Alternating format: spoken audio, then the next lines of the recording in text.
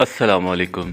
FS info से फैसल शाहीन। आज एक दोस्त ने सवाल किया मुझसे कि मतलब आपकी ज़िंदगी का जो आगाज़ है वो कैसे हुआ। तो मैंने बड़े सिंपल से अंदाज में कहा कि मेरी ज़िंदगी का आगाज़ बड़ा सुहाना है और मैंने बचपन से ही जो है तरक्कियों की सीढ़ियों को, कामयाबी की सीढ़ियों को मैं फलांगता चला गया और यूँ मैं आगे बढ़ता चला गया।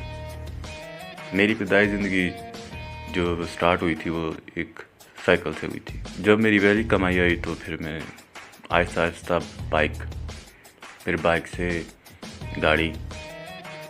अब गाड़ियों से लेकर बातचीत हुई तो उन्होंने मुझसे पूछा कि आपको कौन सी गाड़ी पसंद है, आल्टो के बारे में क्या कहेंगे। तो मैंने उनको कह दिया कि भाई आल्टो अच्छी गाड़ी है।